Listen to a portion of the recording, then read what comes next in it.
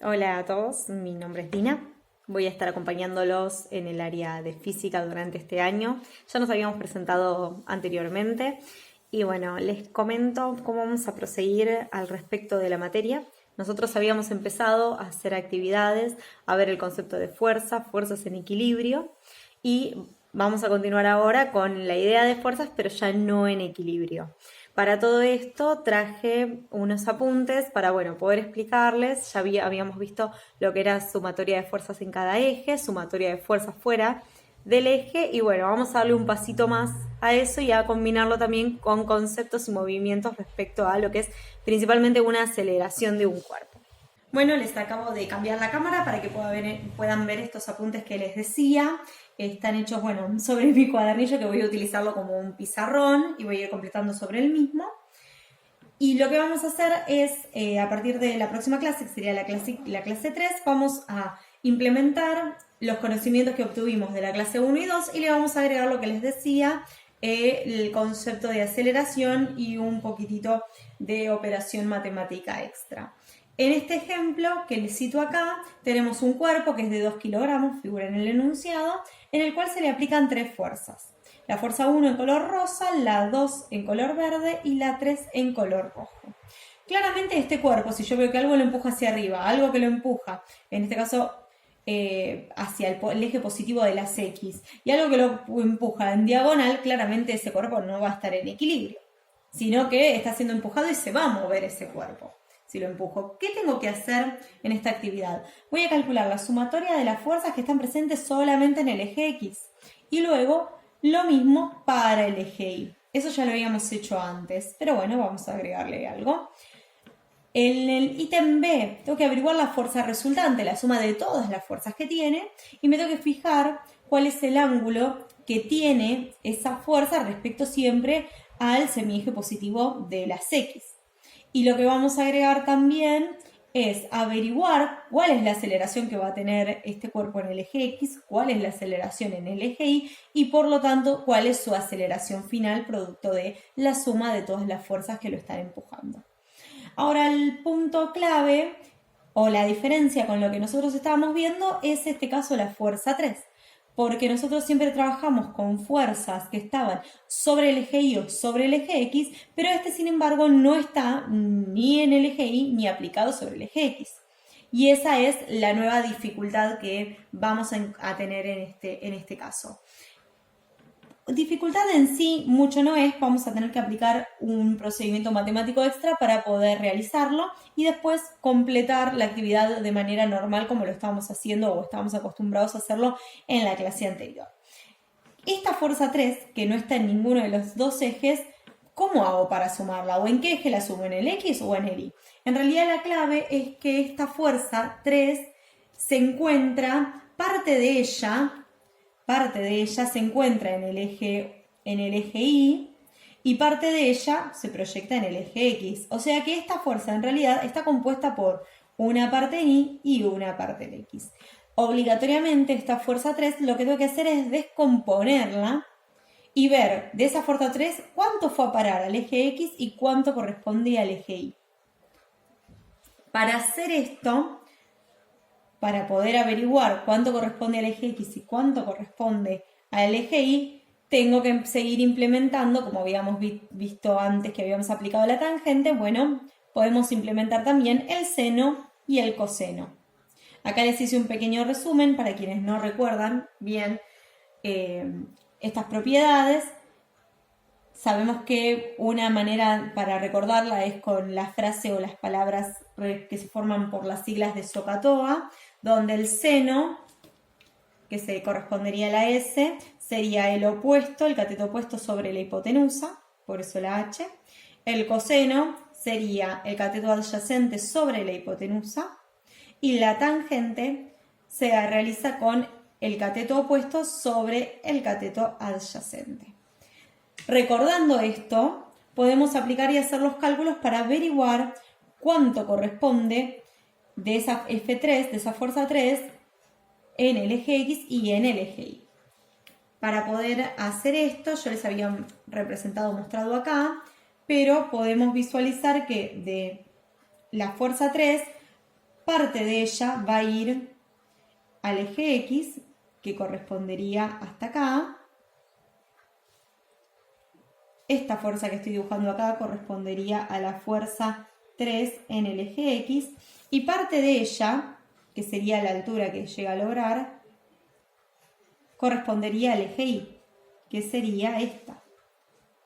Fuerza 3 en el eje Y. Fíjense que la fuerza 3 en el eje Y, que está acá, tiene la misma altura que esto, que este lateral. Por lo tanto, viendo esto, podemos pensar y asimilar que esta forma que tenemos acá corresponde a un triángulo rectángulo. Yo acá lo identifiqué de esta manera, porque acá tenemos un ángulo de 90 grados. Entonces, sabiendo que tenemos un triángulo rectángulo, vamos a poder aplicar estos conceptos. Para poder calcular el valor en Y, sería este lateral, este cateto del triángulo rectángulo. Para poder saber si es un cateto opuesto o si es un cateto adyacente, me voy a parar en el ángulo que forma esa fuerza respecto al semieje positivo de las X, que sería esta beta que tengo acá, que es de 40 grados. Entonces, si yo me paro en esta punta, que vale 90 grados, el cateto que se encuentra enfrente, que sería la parte Y de la fuerza 3, sería nuestro cateto opuesto. Y el dato que nosotros sabemos es, ¿cuánto vale la fuerza 3? Que sería nuestra hipotenusa. Entonces tengo que pensar cuál relación voy a utilizar en la que se encuentre, mejor dicho, el cateto opuesto y la hipotenusa. Y en eso voy a utilizar el seno del ángulo. Le agregué la calculadora y le armé acá una solapita con la respuesta para poder mostrárselas, que me pareció más práctico en vez de que vean cómo escribo, porque creo que iba a tardar mucho el video. Y entonces les muestro el seno de beta, que en este caso sabemos que vale 40 grados, que lo dan principalmente el esquema. Va a ser el valor que tiene el cateto, en este caso opuesto, que sería el F3i que queremos averiguar, dividido la hipotenusa, que es F3. Sabemos que, dijimos que beta vale 40 y que F3 vale 3 newton. Para poder averiguar F3i, lo que vamos a hacer es a F3 despejarla para el otro lado, pasámosla con la operación inversa, la operación opuesta, entonces quedaría el seno de 40, que sería el seno de 40, y le vamos a multiplicar por 3, y ahí obtenemos el resultado, 1,928, que lo redondeé en 93 newtons. Quiero hacer lo mismo, pero para F3 en X. Para poder hacer eso, para poder saber F3 en X, ahí ya no voy a utilizar el seno, porque el seno lo que hace es utilizar el cateto que es opuesto. Vamos a tener que utilizar el cateto que es adyacente. Y para utilizar el cateto que es adyacente, acá levanto la solapita, que era lo que les iba a mostrar, voy a utilizar el coseno. El coseno en este caso, también del mismo ángulo, va a ser la fuerza F3 que se encuentra en el eje X sobre la hipotenusa, que sería F3. El valor de beta lo sabemos, el valor de la hipotenusa la sabemos, vamos a averiguar cuánto es su componente en el eje X, que sería en este caso coseno de 40 por 3. Y ahí nos va a dar el resultado 2,29. ¿Eso qué significa? Que del total de 3 newton, no hay que pensarlo como una relación directa. No es que lo que va a dar en esta parte, que sería en el eje Y, lo que da en el eje X, si yo lo sumo tiene que dar 3. No, en realidad no va a dar 3, porque no es una suma directa, ¿sí? Estamos analizando cuánto vale en función a el ángulo que tiene de inclinación esa fuerza. Entonces no necesariamente va a dar 3. De hecho, la mayoría de las veces es prácticamente muy poco probable que les dé la suma directa, porque no condice con la matemática. Parte de ella en este eje va a estar en 2,29 y el otro en 1,93. Inconvenientes que pueden ocurrir. Hice la cuenta en la calculadora tal cual como está hecha en el video, tal cual como la hacen mis compañeros, pero no me dio lo mismo. Puede ser, es muy probable que tengamos la configuración de la calculadora distinta. Principalmente se va a notar cuando utilicemos ángulos, cuando hagamos un seno, un coseno o una tangente. Entonces, por ejemplo, calcularon el primero, que sería el seno, acerqué para que se pueda ver bien, de 40 y les dio 0,74. Después lo multiplicaron por los 3 newton y en vez de darles 1,93 les dio 2,23. Entonces la pregunta es ¿qué ocurre acá? Le voy a hacer un poquitito de zoom y van a encontrar que es muy probable que su calculadora esté configurada en, a ver si logramos que haga un poco de foco, ahí está. Es muy probable que su calculadora esté configurada en radianes, ¿sí? O sea que está haciendo cálculos en función al ángulo respecto a pi. Lo soluciono con este botón, que si lo ven que si lo toco van apareciendo distintas opciones para programar. Toco la opción modo, la vuelvo a tocar y en vez de utilizar el radianes voy a utilizar nuestro sistema de grados, que toco el botón número 1. Y fíjense que ya deja de aparecer la R y empieza a aparecerles en la calculadora una letra D. Entonces ahí sí van a realizar la cuenta, era seno de 40 y ahí les aparece 0,64 por los 3 newton y ahí sí nos van a dar los 1,928 que redondeen 1,93. Es probable que si tienen otra calculadora que no sea Casio, tengan que buscar en la configuración en otro botón. Seguramente el botón modo no esté por acá ubicado, esté ubicado en otro lugar y van a tener que investigar un poco, pero lo particular que van a encontrar en la calculadora es que sí o sí les tiene que indicar en la pantalla lectora qué tipo de modalidad tienen. Y en este caso, estén atentos a que tenga la letra D y no la letra R. Cambié la hoja y les voy a mostrar cómo entonces nos queda este gráfico donde logramos hacer la descomposición de la fuerza F3 en el eje Y y en el eje X. Fíjense que esa F3 que estaba por acá ya la sacamos y lo que hicimos fue escribir solamente cómo es su valor en F3Y, que sería el eje Y, y el valor F3X, que sería en el eje X. Acá completé otra vez los valores para recordar y que estemos atentos. Y ahora sí podemos operar como hacíamos hasta la clase anterior, que sería realizando la suma, ¿sí?, de las fuerzas en cada eje sin ningún tipo de problema. Por ejemplo, en las fuerzas que se encuentran en el eje X, vamos a sumarla y va a ser el valor de la fuerza F2 más F3X. Anoto rápido, F2 más F3X. Eso significa que voy a agarrar F2 que vale 8 newtons y le voy a sumar 2,29 newtons. Y de esta manera hago la cuenta y obtengo el valor de F3X. No es necesario la calculadora, pero se los voy a mostrar. Sería 8 newtons más 2,29 newtons y obviamente nos da 10,29 newtons. 10,29, que si quieren lo podemos redondear en 3, 10,3 newtons. Ahora vamos a hacer la sumatoria de las fuerzas que se encuentran en el eje Y, que tenemos la fuerza F1, que es esta que está acá, y la fuerza 3, que está en el eje Y, 1,93 newtons. Ahí me olvidé aclararles que F1 no les puse el valor, quise abreviar en tiempo y no les puse el valor. Esta F1 vale 6 newtons. Acá está, 6 newtons. Por lo tanto, la suma de esas dos sería 7,93 newtons. Esto es el valor de F y 7,93 newtons, que correspondería a la suma de esas fuerzas. Una vez que tenemos estos dos valores, ya tenemos calculada la primera parte, ¿sí? Con estos dos valores lo que vamos a hacer es representarlos en una gráfica. Para poder representarlos en una gráfica, el primero son 10,3. Vamos a suponer 1, 2, 3, 4, 5, 6, 7, 8, 9, 10.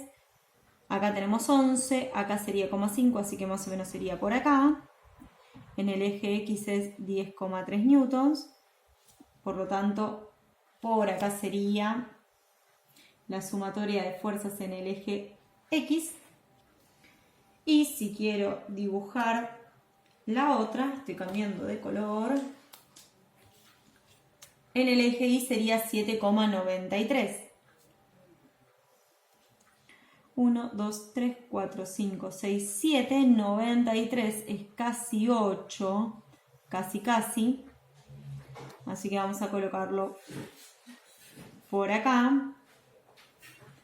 Esa sería la representación de la fuerza en el eje, de la sumatoria de fuerzas en el eje Y. Y una vez que tenemos estas dos, vamos a calcular la fuerza resultante. ¿Cómo hacemos la fuerza resultante? Bueno, podemos dos maneras, yo les había mostrado una en las actividades anteriores. Podemos hacer, una vez que tenemos identificado dónde termina una, podemos trasladar este valor hacia arriba, lo marco también dónde finaliza la otra, y en el punto de unión de esas dos traslaciones, ahí puedo ubicar el vector que representa la fuerza resultante. Lo voy a marcar de este lado porque me va a resultar más cómodo.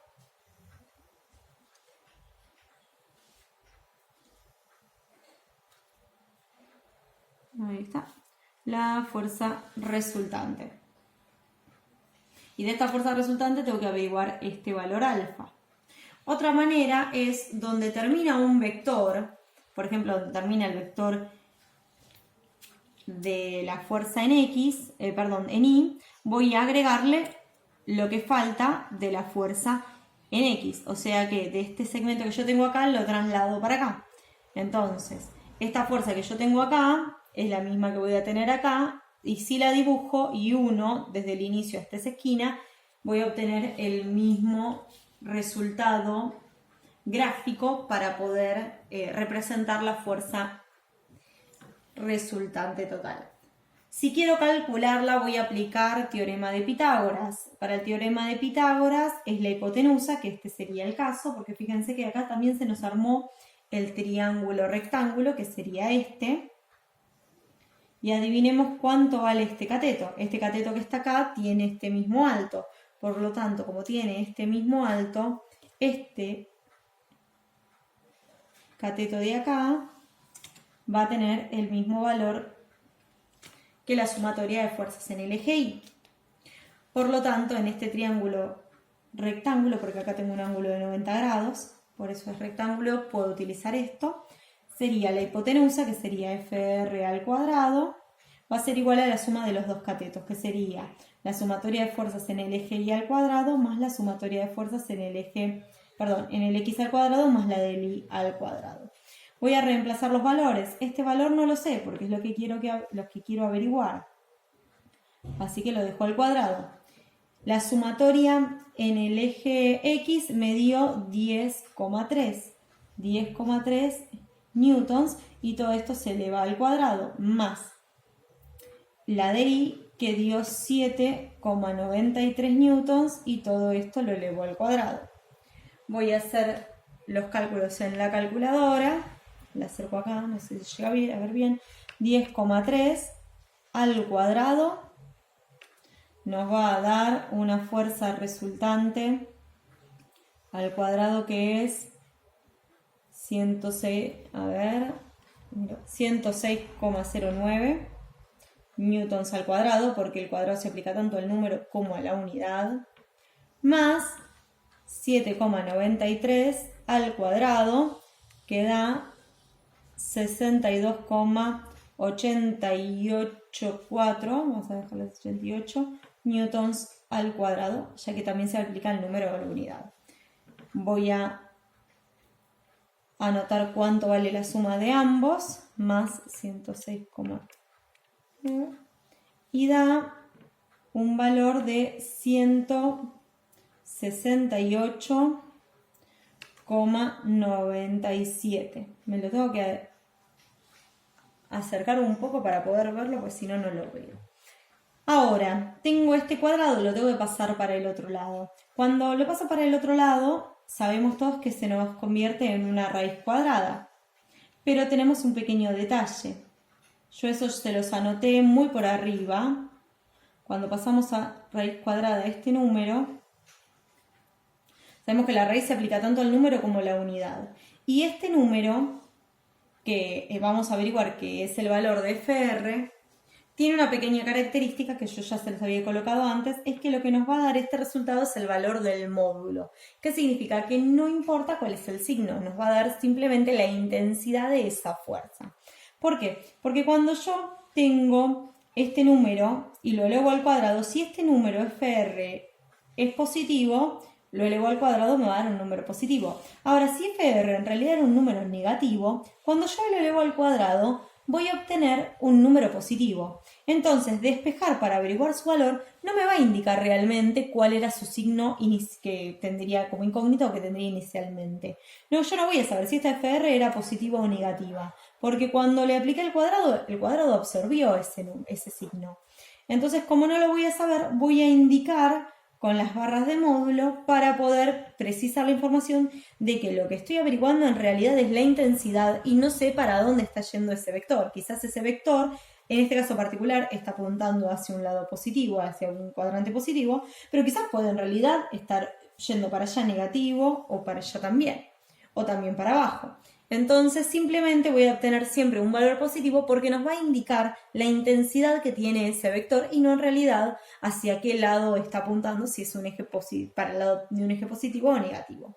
Una vez que tengo este resultado, le aplico la raíz cuadrada y me da un valor de 12,999. Vamos a hacer un poco la vista gorda a eso y vamos a colocarle 13 newtons. Y ahí obtenemos el valor de la fuerza, que en este caso sería la intensidad de la fuerza resultante. Quiero averiguar ahora el ángulo alfa. Eso ya en realidad ya lo habíamos visto. También habíamos aplicado la tangente, que es el valor de el cateto opuesto sobre el cateto adyacente. En este caso va a ser el valor de la sumatoria de las fuerzas en el eje Y, que sería 7,93 newtons, dividido el adyacente que está acá abajo, que sería el X, 10,3 newtons. Si dividimos, newtons dividido newtons se van, nos queda un número adimensional, eso significa que no tiene unidad, y vamos a realizar la división. 7,93 dividido 10,3. Nos da 0,76, que sería casi 77. Tiene 2 9 después, vamos a ponerle 77. Y ahora, para poder averiguar el valor del ángulo, esta tangente la paso para el otro lado en operación contraria, ¿sí? Lo que nos marcaría un arco tangente o tangente a la -1 también se suele escribir, y en la calculadora eso se anota con el botón de Shift y el botón de tangente. Le coloco ANS, que vendría a ser el último resultado que calculé, y le doy igual. Así nos va a dar, en este caso, el valor final del ángulo, que sería 37,6, porque sería 59 grados. Acá yo no les anoté, este sería el Shift tangente de 0,77. Y acá tenemos el resultado, logrando ahí, el resultado del ángulo que forma, la fuerza resultante de este vector respecto al semieje semieje positivo de las X. Cambié la hoja otra vez y ahora simplemente lo que nos queda averiguar, porque todo eso que habíamos visto ya lo habíamos hecho, salvo el agregado de cómo descomponer una fuerza, ya habíamos hecho esos cálculos. Lo que vamos a hacer ahora es hablar un poquitito de que este cuerpo en realidad no está quieto. Habíamos también comentado de que se estaba moviendo y sabemos que si yo tengo un cuerpo y lo empujo, voy a provocarle un movimiento. En este caso, este movimiento va a ser un movimiento acelerado porque este cuerpo se va a empezar a mover, pero no se va a mover eternamente con la misma velocidad, sino sabemos que a medida que yo lo estoy empujando, si cada vez lo empujo, ese cuerpo cada vez se va a mover más rápido. Entonces ese concepto es el que se llama aceleración. Aceleración es distinto al concepto de velocidad, ¿sí? La velocidad es en función a una trayectoria, a una diferencia de posición, cuánto tiempo tardó en desplazarse ese cuerpo. Sin embargo, la aceleración lo que nos está indicando es que esa velocidad se va a estar modificando en función del tiempo. Puede ser de que a medida que pasa el tiempo la velocidad sea cada vez más grande, o sea, se está acelerando de manera positiva cada vez más grande, o el cuerpo, por el contrario, tiene una velocidad que con el tiempo cada vez esa velocidad se hace más pequeña y esa aceleración va a ser negativa, va a decrecer. Mucha gente utiliza está desacelerando, acelerar cuando quiere hacer que la velocidad sea más grande y desacelerar cuando él quiere que la velocidad vaya disminuyendo. Pero en realidad la palabra acelerar implica el cambio. De por sí, identificamos físicamente que es positivo cuando la velocidad cada vez es más grande y negativo cuando la velocidad cada vez es menor. Es importante saber que la relación que une a esa fuerza y esa velocidad está determinada por cuánta masa tiene el cuerpo. Por eso el ejercicio nos daba el dato de que tenía 2 kilogramos. Para poder averiguar cuáles son las aceleraciones que tiene ese cuerpo, en realidad, si el cuerpo está ubicado, por ejemplo, estoy viendo que puedo utilizar para representarles en el esquema. Si yo tengo, por ejemplo, este cuerpo y este cuerpo yo lo empiezo a empujar hacia arriba, ¿sí? Sé que tengo un vector que va hacia arriba, conozco y sé que ese movimiento va a ir hacia arriba, su aceleración va a ser en esa dirección. Ahora, si yo tengo este cuerpo que lo estoy empujando, por ejemplo, no solo para arriba, sino también para el costado, ¿sí? Ese cuerpo también va a modificar su movimiento. Entonces, no solo se va a mover hacia arriba en el eje Y, sino también se va a estar moviendo en el eje X. Por eso es importante identificar que el movimiento que va a tener este cuerpo, la aceleración que va a desarrollar producto de la fuerza que lo empuja, puede ser tanto sea en el eje X como en el eje Y, y también la sumatoria de ambas, su movimiento final, su aceleración total. Entonces lo que vamos a hacer es calcular esas 3 variables. En el primer caso, para poder averiguar la sumatoria de fuerzas que va a tener en el eje X, ya lo teníamos, así que no es necesario que lo calculemos, sabemos cuánto vale la sumatoria de fuerzas en el eje X, vamos a necesitar saber la masa y así vamos a poder averiguar la aceleración en el eje X. Si quiero saber en el eje Y, agarro la sumatoria de fuerzas en el eje Y, le aplico también la masa y obtengo el valor de la aceleración en el eje Y.